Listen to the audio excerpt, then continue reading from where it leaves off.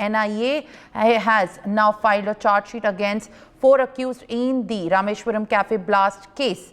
A low-intensity improvised explosive device went off in the restaurant at the Brookfield in Bengaluru on March 1st this year, leaving 9 injured. The charge sheet alleges that two radicals, Abdul Mateen, Ahmed Taha and Musawir Hussain Shazib, allegedly inspired by the Islamic State, planned and executed the attack on the cafe in Bangalore, and the charge sheet said that 2 of the key accused were ISIS radicals who used fraudulently obtained Indian SIM cards and Indian bank accounts beside various Indians and the Bangladeshi identity documents that were recovered by them, and they downloaded from the dark web in carrying out their nefarious activities in this pursuit. In a charge sheet filed before the court in Bangalore, the NIA also named Musawir Hussain, Shazib, Abdul Mateen, Ahmed Taha, Maz Munir Ahmed and Muzil Sharif as all the key accused. All of them have been arrested earlier and now are currently in the judicial custody in this case. The investigation further reveals that Taha and Shazib were funded by their handler through cryptocurrencies, which Taha converted to cash with the help of various Telegram-based peer-to-peer or P2P platforms. Joining me on the broadcast to share more details is my colleague Belly. Belly, now various details have emerged out after these accused have been sent to judicial custody, and right now it seems to have been such a high-level conspiracy that has been hashed by the Islamic inspired minds, while it was clear attempt as found by the NIA to distort the peace, and now have launched attacks on the safety and the security of the civilians. Absolutely, Simran.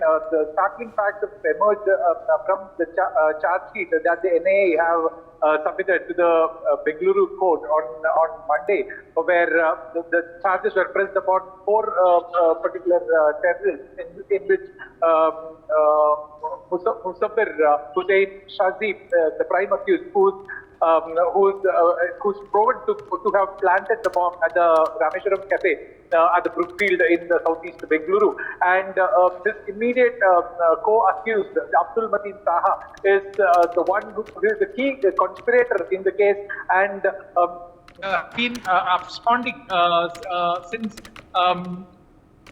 He has been absconding since 2020, where when the Al-Hind module was busted by the NIA, and Abdul Mateen Taha is said to be taking care of the logistics as well in this Rameshwaram cafe blast. And again, there are details emerging that both these accused, both Shazib and Taha, were residents of Shivamogga in Karnataka, and they used to identify Muslim youths who are like-minded and have the probabilities of could be radicalized types, and they were trying to send them to religious wars fought in Syria, is what NIA sources have mentioned. NIA officials have mentioned in the charge sheet, and NIA has also found out that there was a failed attempt of an IED explosion at the BJP's state headquarters, Jagannath Bhavan at Malleshwaram in Bengaluru, right on January 22nd, when the Pran Pratishtha of the Ram temple in Ayodhya was happening. So these are the kind of the facts that emerge out of the investigation and that have gone into the charge sheet, Simran. All right, Belly, thank you for sharing these details. And as far as the charge sheet explosive details against the 4 accused in the high-profile case of Rameshwaram blast in Bengaluru is concerned, joining me on the broadcast is senior journalist Vicky Nanjappa. I appreciate you, sir, joining us on the broadcast and speaking to NewsX. While the NIA has charge-sheeted 4 accused and also sent them to judicial custody, the IED explosion, which we are talking about at this time, has happened on 1st March at the Rameshwaram cafe. And as per the details that have come forward in this case, it is in fact very shocking that it completely exposes the ISIS radical mindset to have distorted and disturbed the peace in the urban settings at these busy areas of the metro cities in the country.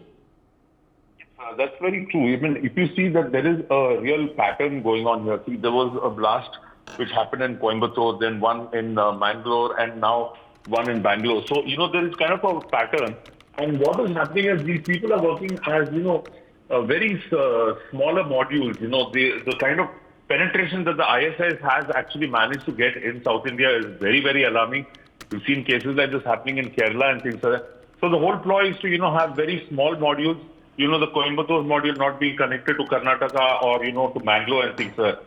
So, that amount of secrecy which is happening and which has made, agencies like NIA, IB, have to spend double the time, working online, because this is where these modules are being created.